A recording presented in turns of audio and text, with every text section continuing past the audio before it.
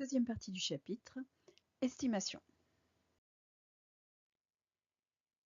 Intervalle de confiance au niveau de confiance 0,95. Principe de l'intervalle de confiance.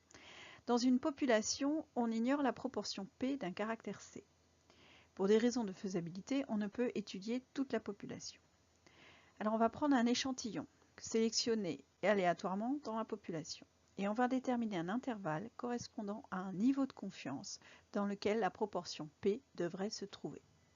C'est par exemple le principe des sondages. Si on veut savoir quelle va être la réponse de la population totale à une question comme pour quel président allez-vous voter? Pour avoir la réponse sur toute la population, il faudrait organiser des élections. Donc ça on le fait, mais avant les élections, on veut avoir une idée des résultats, donc on ne va pas interroger tout le monde, on va interroger un échantillon de la population. Et grâce à cet échantillon, on va déterminer un intervalle dans lequel doit se trouver le pourcentage de voix du candidat. Alors, je vous donne un premier théorème pour comprendre d'où ça vient, mais en pratique, ce n'est pas celui-ci que vous utiliserez. Donc, si xn est une variable aléatoire qui suit une loi binomiale de paramètres n et p, où p est la proportion inconnue d'apparition d'un caractère, et f indice n, qui est égal à xn sur n, la fréquence associée à la variable aléatoire xn. Alors si n est suffisamment grand, P appartient à l'intervalle fn moins 1 sur racine de n, f indice n plus 1 sur racine de n, avec une probabilité supérieure ou égale à 0,95. En pratique, définition, si f est la fréquence observée d'un caractère sur un échantillon de taille n, alors l'intervalle f moins 1 sur racine de n, f plus 1 sur racine de n, est appelé intervalle de confiance de la proportion inconnue P avec un niveau de confiance 0,95.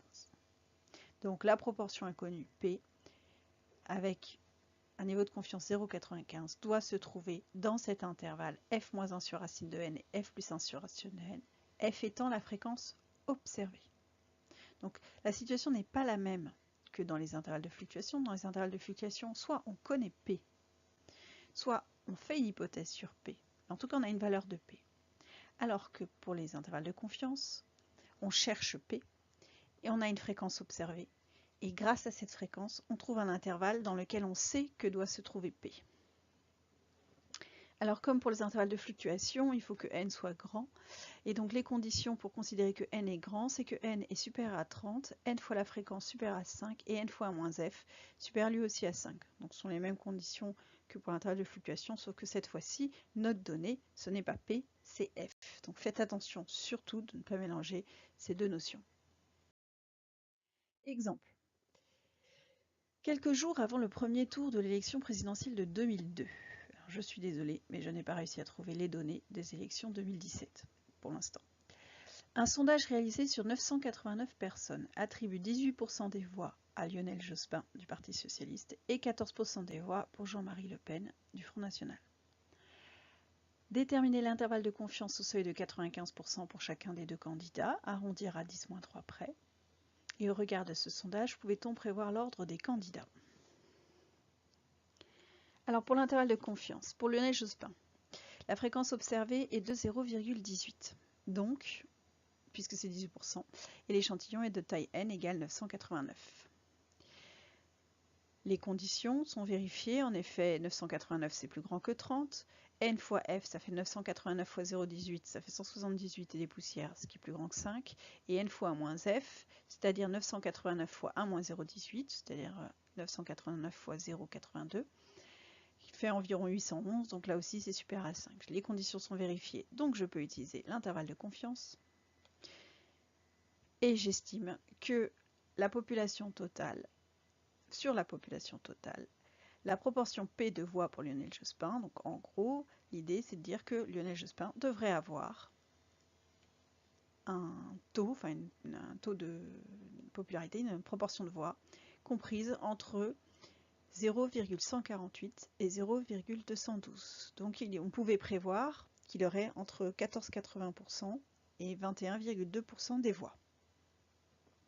Je fais de même pour l'autre candidat, f égale 0,14, n fois f égale donc 989 fois 0,14, on trouve 138 et des poussières qui est plus grand que 5, et n fois 1 moins f, c'est-à-dire 989 fois 1 moins 0,14, c'est-à-dire 0,86, qui fait 850, lui aussi plus grand que 5. Donc je peux utiliser l'intervalle de confiance, et je peux estimer que sur la population totale, la proportion P de voix pour Jean-Marie Le Pen doit être dans l'intervalle 0,108-0,172. Donc on pouvait estimer que Jean-Marie Le Pen aurait entre 10,8% des voix et 17,2% des voix. Donc faites bien attention, on attribue 18% des voix à Lionel Jospin et 14% des voix à Jean-Marie Le Pen. Donc en lisant ces résultats, on pourrait croire que Lionel Jospin aura plus de voix que Jean-Marie Le Pen. Mais ce que l'on sait avec les intervalles de confiance, c'est qu'en fait, on obtient plutôt... Si je compare, est-ce que je pouvais prévoir ce qui s'est passé? Alors, ici, voici l'intervalle de confiance de Lionel Jospin. Donc, on a dit entre 0,148 et 0,212. Voici ici l'intervalle de confiance pour Jean-Marie Le Pen, entre 0,108 et 0,172. Donc, on remarque que mes deux intervalles de confiance ici se chevauchent. Normalement, le taux de la proportion de voix pour Jean-Marie Le Pen est dans cet intervalle bleu. La proportion de voix pour Lionel Jospin est dans cet intervalle orange. Donc Le Pen avait 14% des voix, Jospin avait 18% des voix, mais sur ces deux intervalles, on voit très bien qu'on peut avoir une valeur de Lionel Jospin située dans cette partie-là et une valeur de Jean-Marie Le Pen située dans celle-ci, et dans ces cas-là, ce serait Jean-Marie Le Pen qui remporterait face à Lionel Jospin. Alors certes, vous étiez peut-être un peu jeune en 2002, mais voici les résultats de ce qui s'est passé au premier tour. À l'époque, c'était une grande surprise pour la France entière. Alors on avait Jacques Chirac qui était en tête. Ensuite, Le Pen, 16,86% des voix, et Jospin, 16,18% des voix. Et puis derrière, vous voyez les autres candidats dont certains vous diront peut-être quelque chose. Donc on remarque que du coup, c'est Jean-Marie Le Pen qui a remporté la deuxième place, et donc c'est au deuxième tour, il y a eu Jacques Chirac et Jean-Marie Le Pen. Je confronte ça aux résultats obtenus sur mes intervalles de confiance. J'ai bien Lionel Jospin situé dans son intervalle de confiance, donc et Le Pen aussi. Et en fait, ce qui s'est passé, c'est que Le Pen était sur le haut de la fourchette, alors que Jospin était plutôt dans le milieu bas de sa fourchette. Donc, oui, un statisticien aurait très bien pu prévoir cela. C'est pour ça que quand dans des sondages on vous donne des voix, des pourcentages de voix fixes, vous devez savoir qu'en fait ce n'est pas fixe, c'est un intervalle, et qu'ils l'ont centré parce que si jamais les journalistes vous disaient un tel entre 11 et 25% et un tel entre 15 et 28%, tout le monde leur dira oui, mais en gros, qui c'est qui va gagner? Donc c'est pour cette raison qu'on donne des valeurs centrées, alors qu'en fait, le résultat d'un sondage, c'est plutôt un intervalle de confiance.